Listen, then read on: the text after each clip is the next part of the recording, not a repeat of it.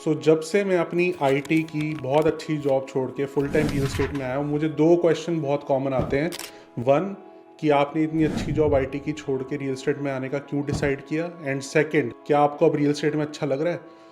इस वीडियो में यही बात करेंगे कि why did I leave my IT job and switch full time to real estate. जो रीजंस हैं उन पे बात करेंगे, बट उससे पहले मुझे एक छोटा सा कॉन्टेक्स्ट देना है जिससे और इजीली आप समझ पाओगे। इंडिया में कि जो भी एक लोअर मिडिल क्लास और पुअर फैमिली से बिलोंग करते हैं, उनका माइंडसेट ये होता है, पेरेंट्स का ये माइंडसेट होता है कि बहुत अच्छे से बच्चे को पढ़ाएं एंड ये अगर अच्छी जॉब लग जाए, इसका करियर सेटल हो जाए और मे भी हमारे पूरी फैमिली की घर की कंडीशन ठीक हो जाए। इसलिए आप बहुत सारी न्यूज़ देखते हो कि एक रिक्शे वाले के बच्चे ने यूपीएससी क्लियर कर लिया, आईएएस बन गए, या ऐसे बहुत सारी कोई स्टडीज़ में बहुत अच्छा अचीव कर लिया, बहुत अच्छी जॉब ले ली। बट ऐसा नहीं सुनोगे कि रिक्शे वाले ने कोई यूनिकॉर्न स्टार्टअप कर लिया। और ये माइंडसेट मैं आज से 10 साल पहले की बात कर रहा हूँ, आज बहुत चेंज हो चुका है। आज अगर कोई बच्चा बोलता है कि मैं आईटी की जॉब छोड़ के वड़ा पाव बेचूंगा या चाय का ठेला भी लगाऊंगा, तो आप ऐसे बहुत एग्जांपल्स देखोगे, पेरेंट्स सपोर्ट कर रहे हैं। तो बहुत ज़्यादा चेंज हो गया है इंडिया में, बट उस टाइम पे इतना नहीं था। वही हमने किया, बीसीए किया, आईटी में ऑलरेडी इंटरेस्ट था। बट उस टाइम पे अगर आप एक छोटे किसी इंस्टीट्यूट से करते हो, इंद्रप्रस्थ यूनिवर्सिटी से मैंने किया था बीसीए, आईटी में उतनी अच्छी सैलरी नहीं मिलती थी। तो अगर हमारा ऑब्जेक्टिव ये है कि इस लोअर मिडिल क्लास से एक थोड़ा सा हायर मिडिल क्लास में पहुंचना है, तो एक थोड़ी अच्छी सैलरी चाहिए, जो कि नहीं मिलती अगर आपने एक अच्छी इंस्टीट्यूट से नहीं करा, बहुत ए क्लास इंस्टीट्यूट से नहीं करा। आई वॉज गेटिंग 4,000 5,000, बट वो मोटिव नहीं था, पैसे कमाने थे। तो what I did is call centre join किया।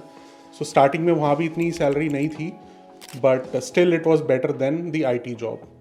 4,000 रुपीज़ पर मंथ से मैंने स्टार्ट किया एंड धीरे धीरे फिर स्विच किया आईटी में, एनालिटिक्स टीम में, फिर अच्छी कंपनीज में जॉब करनी शुरू करी। और अपनी जो जॉब है, from Hewitt to CSC to McKinsey, इतनी अच्छी अच्छी कंपनी में काम करने के बाद वॉलमार्ट तक पहुंचा एंड सैलरी अपनी 4,000 रुपीज़ से 1 लाख रुपीज़ पर मंथ उस टाइम पे की, आज से 6-7 साल पहले, जो कि बहुत अच्छी सैलरी थी। तो यहाँ तक माइंडसेट वही था कि आप अच्छे से पढ़ाई करो, अब सैलरी हो गई है better.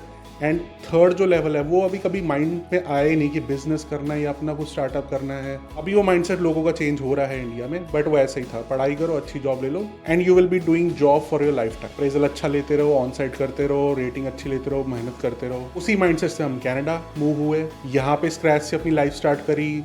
Salary was minimum around 4,500 per month, which was good to start with in 2018. But अभी भी माइंडसेट वही था कि यहाँ से यहाँ एक लेवल पे अपनी सैलरी बढ़ाते जाओ एंड इससे ऊपर कभी सोचना नहीं है, बिकॉज बिजनेस फैमिली से नहीं थे। एंड जो मैंने आपको रीज़न बताया कि जो लोअर मिडिल क्लास से होते हैं, वो बस ये चाहते हैं कि अच्छी सैलरी लग जाए, उससे ज़्यादा बड़ा नहीं सोच पाते कि कुछ बिजनेस भी तो कर सकते हैं। एंड एक और भी रीज़न होता है उसका, पहले जो कि था, अभी भी कहीं ना कहीं है, कि इन बिजनेसेस को बहुत छोटा समझा जाता है कि यार तू आईटी में जॉब करता है, तू आइसक्रीम बेचेगा रेडी पे, तू आईटी की जॉब छोड़ के अर्नस्ट एंड यंग या डिलॉइट से तू वड़ा पाव बेचेगा स्ट्रीट पे।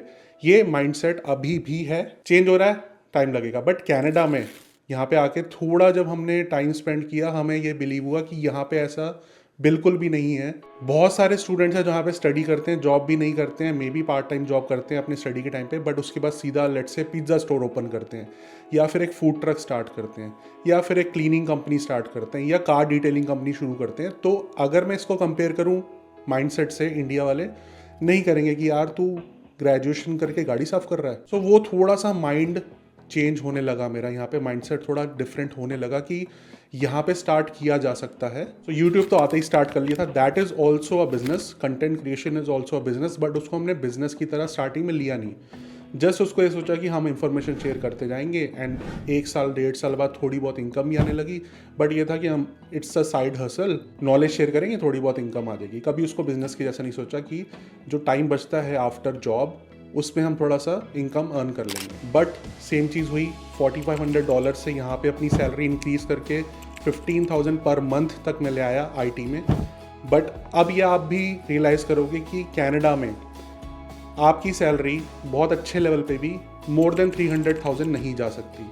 फुल टाइम कॉन्ट्रैक्ट बहुत कम परसेंटेज होगी, 0.5% लोगों की मे बी इससे ज़्यादा सैलरी होती होगी। एंड अगर आप फुल टाइम जॉब कर रहे हो, सो ऑलमोस्ट 50% टैक्स डिडक्ट हो जाता है and it is very hard to go above and beyond 300,000। This is the reason one कि सैलरी में एक कैप है, आप एक लिमिट के ऊपर बहुत डिफिकल्टी से जा सकते हो, बट बिजनेस में वो कैप नहीं है। बिजनेस आप अपने अकॉर्डिंगली जितना मर्जी स्केल कर सकते हो, be it car detailing, be it vada pav का ठेला, बीट कोई रेस्टोरेंट चेन, कुछ भी आप कर सकते हो बिजनेस, वो आप स्केल अप कर सकते हो। बट बिजनेस बैकग्राउंड से नहीं थे, सो थोड़ा सा टाइम लगा समझने में। बिजनेस आपको उसी चीज़ में करना चाहिए जो कि मुझे समझ आता है, जिसमें आपका पैशन है, नॉलेज है, जहाँ से आप इनकम अर्न कर सकते हो। तो उस टाइम पे भी हम वीडियोस बना रहे थे, रियल एस्टेट के बहुत वीडियोस बनाए। जब हमने हाउस बाय करा अपना, उसमें मिलियंस ऑफ व्यूज आए, उसमें हमारे बहुत सारी क्वेरीज आई। उससे पहले हम इमिग्रेशन के भी वीडियो बनाते थे, उसमें बहुत सारी क्वेरीज आती थी, उसमें बहुत सारा हम रिसर्च किया था, नॉलेज थी। सो नॉलेज तो हम इमिग्रेशन और रियल एस्टेट दोनों की थी, बट मेरा पैशन किस में था? More towards the real estate, which means आपको किसी डोमेन में नॉलेज भी है और आपको उस डोमेन में काम करके मजा भी आ रहा है। तो मजा तो रियल एस्टेट में आएगा ही, बिकॉज आईटी में 15 ईयर्स काम करने के बाद मुझे बहुत अच्छे से आइडिया हो गया था कि एक अगर ऐप डेवलप करवानी है डेवलपर से, सो क्या उसका प्रोसेस होगा, एक अगर वेबसाइट डेवलप करवानी है क्या उसका प्रोसेस होगा। सो जितनी मर्जी आप इंक्रीज कर लो अपनी नॉलेज, 300,000 से ऊपर जाना सैलरी में बहुत डिफिकल्ट था।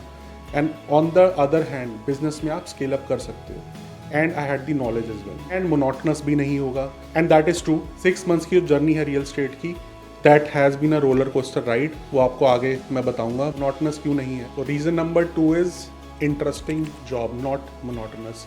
बिकॉज कैनेडा में अगर आप हो और रियल एस्टेट की बात नहीं कर रहे हो, then you are missing out on something. Because जहाँ भी कनाडा में ग्रुप में लोग बैठते हैं वो रियल एस्टेट डिस्कस ज़रूर करते हैं। तो एक ऐसा टॉपिक है हर किसी के दिमाग में हमेशा रहना है। अगर घर नहीं भी खरीदा है, घर खरीद भी लिया है, अगर इन्वेस्टमेंट भी कर लिया है, तब भी तो हॉट टॉपिक है। And every situation is different, हर होम बायर की डिफरेंट रिक्वायरमेंट्स होती हैं, हर एक डील कॉम्प्लेक्स होती है।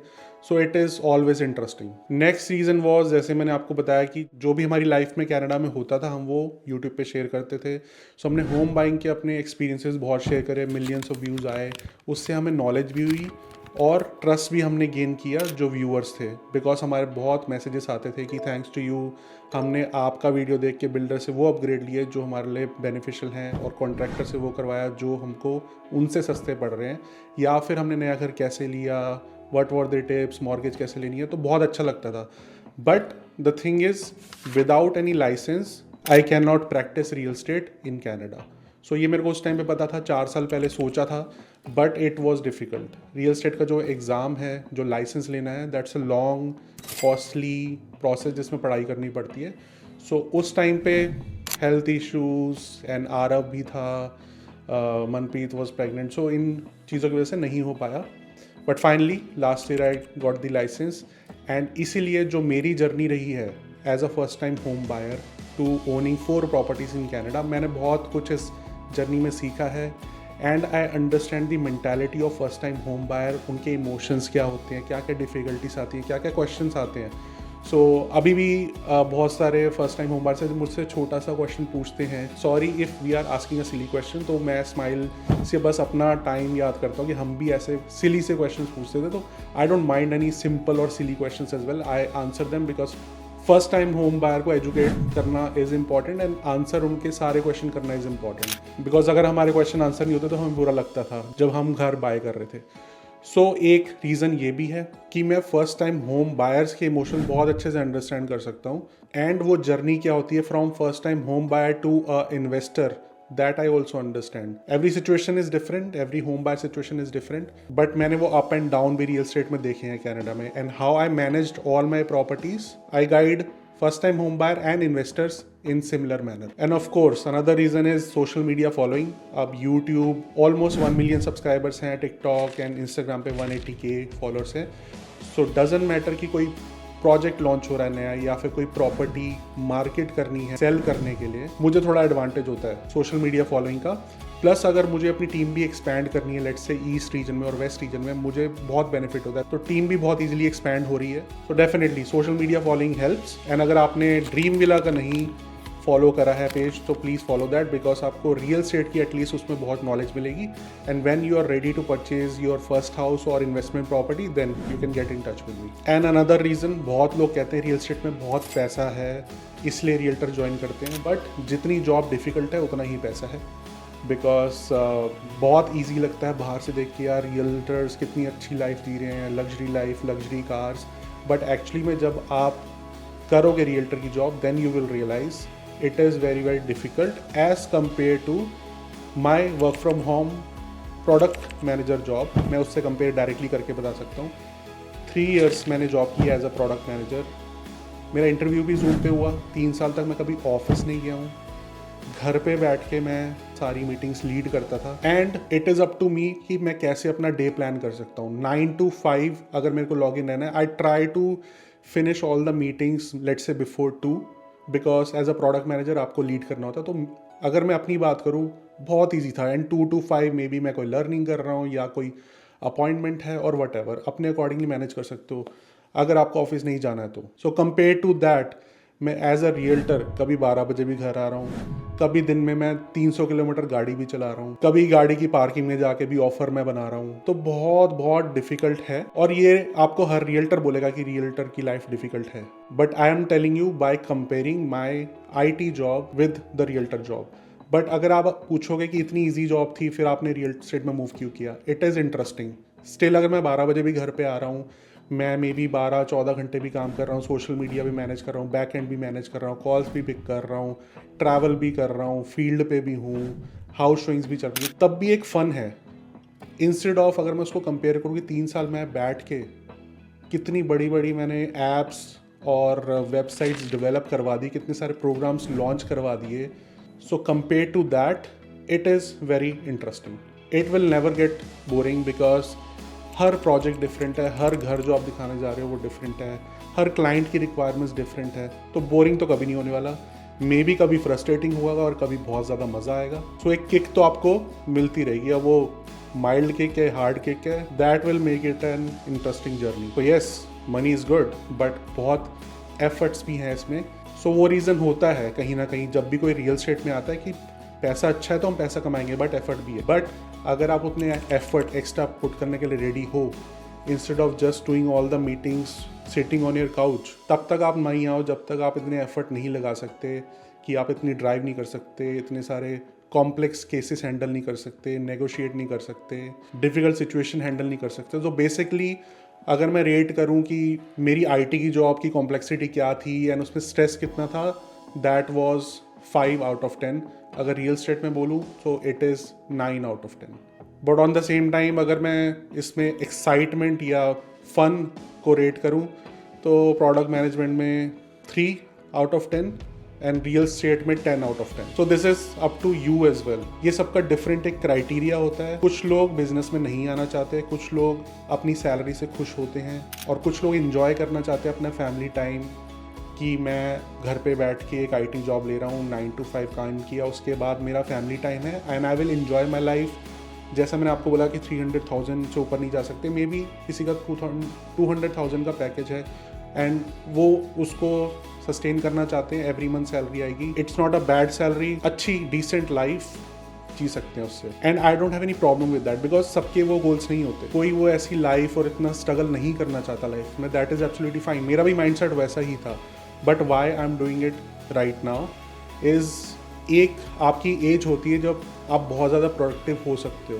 सो आई एम 40 राइट नाउ, मुझे पता है कि 45 के बाद मैं उतना पुश नहीं कर पाऊँगा जितना मैं अभी कर सकता हूँ, because if I compare 40 to 30 years I was double triple productive.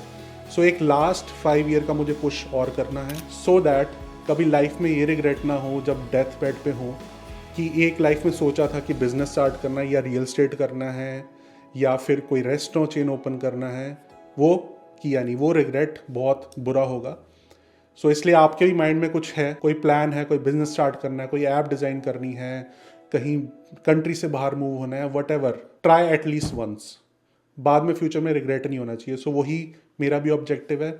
So 5 years मैंने इसको दिए हैं। आई एम श्योर अभी मैं अगर अपनी सैलरी जितना 2 मंथ में कमाना स्टार्ट कर चुका हूँ in real estate, I am sure 5 years में तो बहुत ईजिली सेटल हो जाएगा। और अभी इन 6 मंथ्स में भी मैं रिग्रेट बिल्कुल भी नहीं कर रहा हूँ कि why I switch my good lucrative IT job, remote work from home job to a real state field job. I don't regret it. So यही है, 5 ईयर्स का प्लान भी मैं नहीं सोच के चलता हूँ because you never know about tomorrow, but एक हाई लेवल प्लान है कि 5 ईयर्स एक लास्ट पुश देना है, थोड़ा सा लेड बैक एटीट्यूड नहीं रखना, एंड उसके बाद फिर देखेंगे कहाँ ये जर्नी लेके जाती है। बट लास्ट में मैं आपको यही बोलूँगा कि अगर आपने माइंड में कुछ सोचा है, एक बार लाइफ में ज़रूर ट्राई करो, फ्यूचर में रिग्रेट नहीं होना चाहिए। एंड इस वीडियो को देख के कभी ऐसे डीमोटिवेट भी नहीं होना कि यार हर कोई बिजनेस स्टार्ट कर रहा है, कोई रियल एस्टेट में जा रहा है, मैं कुछ नहीं कर रहा हूँ। It is absolutely fine. आपको सिर्फ ये रियलाइज़ करना है कि जो मेरी सैलरी आ रही है उसमें क्या मैं खुश हूँ। मुझे सिर्फ इस वजह से डीमोटिवेट नहीं होना कि बाकी ये लोग लाइफ में क्या कर रहे हैं। अपने गोल्स देखो कि वो सारे टिक मार्क हो रहे हैं, क्या आपकी सैलरी 10,000 12,000 है and that is enough for you, you are able to spend time with the family, you are happy और not. I was not happy. मुझे एक बार लाइफ में पुश करना था, मुझे वो लाइफ देखनी है। जब लोग बोलते हैं कि $1 मिलियन वो एक साल में कमा रहे हैं, $2 मिलियन एक साल में कमा रहे हैं, और वो कहते हैं कि money is not important. I hope कुछ सीखने को मिला होगा, कुछ मोटिवेशन हुआ होगा। So stick with me on this journey. I hope you will get some motivation to achieve something in your life. Good luck.